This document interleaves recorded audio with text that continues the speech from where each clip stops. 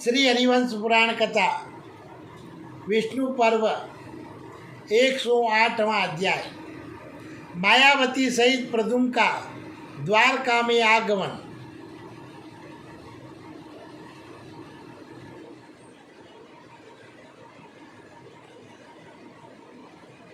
और रुक्मिणी के भवन में प्रवेश करना।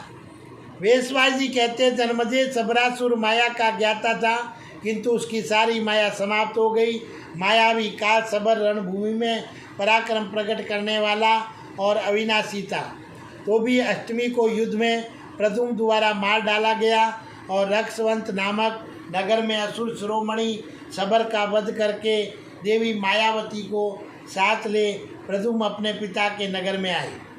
शीघ्रतापूर्वक पराक्रम प्रकट करने वाले मायावी प्रद्युम्न आकाश में स्थित हो अपने पिता के तेज से सुरक्षित रमण्यपुरी द्वारका में आए। बोलिए द्वारकाधीश की जय। वे आकाश से भगवान श्री कृष्ण के अंतःपुर में उतर पड़े। उस समय मायावती रति के साथ मूर्तिमान कामदेव समान प्रतीत होते थे।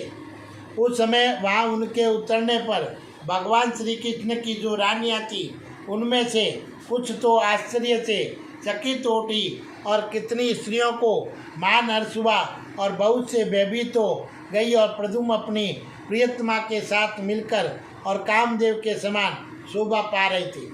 उनकी और निहारती हुई रानियों के मुख पर हर्ष छा रहा था और वे नेत्रों से उनकी रूप माधुरी का पान कर रही थी। प्रद्युम्न उनके नयनों के लिए उत्सव रूप हो गए और उनका मुख विनय से झुका हुआ था।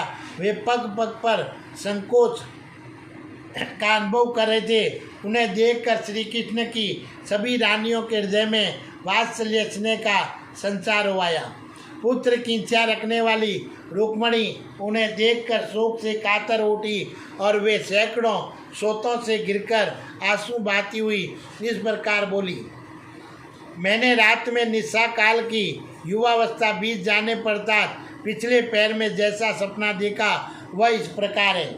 मेरे प्राणनाथ कंस निषुद्ध ने मेरे हाथ से फलयुक्त आम्र पल्लव लाकर दिया है। फिर श्री केशव ने मुझे अपने अंक में बिठाकर मोतियों की एक बहुत सुंदर माला मेरे कंठ में बांध दी है और वह माला चंद्रमा की किरणों के समान प्रकाशमान थी। फिर एक श्यामा 16 वर्ष की अवस्था वाली अथवा श्याम वर्णा स्त्री मेरे महल में प्रविष्ट हुई, जिसके केस बड़े ही मनोहर थे। श्वेत वस्त्र उसके अंग की शोभा बढ़ा रहे थे और उसके हाथ में कमल था। वह मेरी ओर देखती हुई घर के भीतर घुसी थी और वह स्त्री मेरा हाथ पकड़कर मुझे स्नानगार में ले गई और स्वच्छ जल से उसने मुझे नहलाया। तत्पश्चात मेरा मस्तक सूंघकर उसने अपने हाथ से एक निर्मल कमल पुष्प की माला लेकर मुझे पहना दी। इस प्रकार सपनों का वर्णन करती हुई रुक्मिणी का हृदय हर्ष से खिल उठा।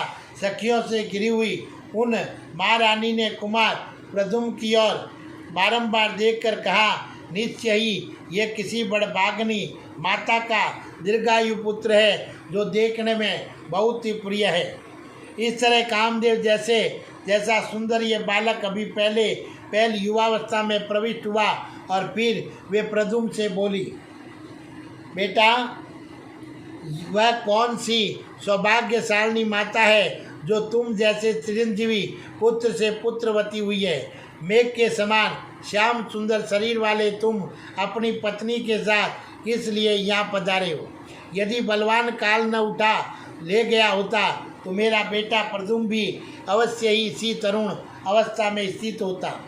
अथवा मेरा तर्क करना सोचना व्यर्थ नहीं है, तुम अवश्य ही श्री कृष्ण के पुत्र हो। मैंने लक्षणों से तुम्हें पहचान लिया।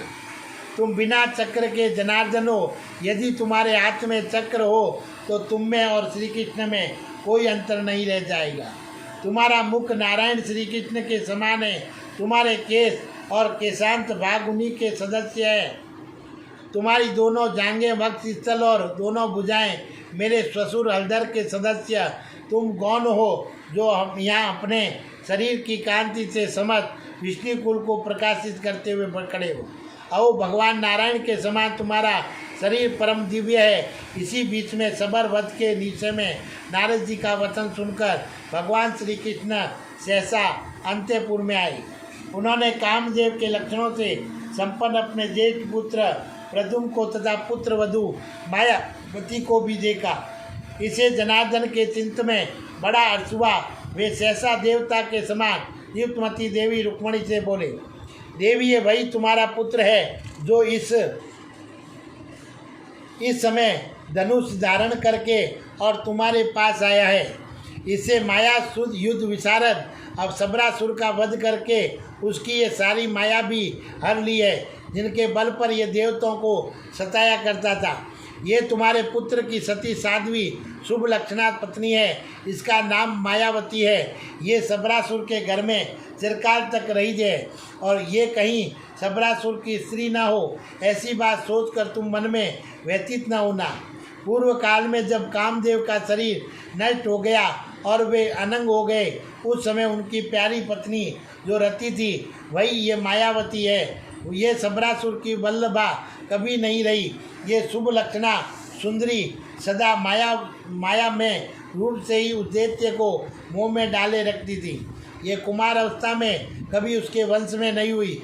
अपनी माया से ही एक मनोहर नारी का रूप रचकर उसी को सबरासुर के शयनागार में प्रविष्ट करती थी। ये सुंदरी मेरे पुत्र की पत्नी तथा तुम्हारी बहू है। ये लोक कमनीय रूप वाले प्रद्युम्न की मनोमय संकल्प में सहायता करेगी। यह मेरी आदरणीय ज्येष्ठ बहू है। इस घर के भीतर ले चलो। चिरकाल से नष्ट हुआ तुम्हारा पुत्र फिर आ गया और इसे अपनाओ। और वेशवाई जी कहते जन्मदे श्री कृष्ण का ये कथन सुनकर उस समय देवी रुक्मणी को अनुपम हर्ष प्राप्त हुआ। वे बोली, आओ, आज अपने वीर पुत्र के मिल जाने से मैं परम धन्य हो गई। अब मेरी कामना सफल हो गई, संपूर्ण मनोरथ पूर्ण हो गया और चिरकाल से खोए हुए पुत्र का आज मुझे उसकी पत्नी के साथ दर्शन हुआ। बेटा आओ, अपनी पत्नी के साथ इस घर के भीतर प्रवेश करो। तदंतर प्रद्युम्न ने अपने पिता श्री कृष्ण और माता रुक्मणी के चरणों में प्रणाम करके अपने ताऊ महाबली हलधर का भी पूजन किया। शत्रु वीरों का संहार करने वाले पराक्रमी भगवान श्री कृष्ण ने बलवानों में श्रेष्ठ प्रद्युम्न को उठाकर हृदय से लगाया और मस्तक छूकर अपना स्नेह प्रदान किया। सोने के आभूषणों से विभूषित हुई देवी रुक्मणी ने अपनी उस पुत्र वधू को उठाकर हृदय से लगा लिया और उसे सर्वोत्तर भावेन अपना कर स्नेह से गदवाणी द्वारा उसका स्वागत किया।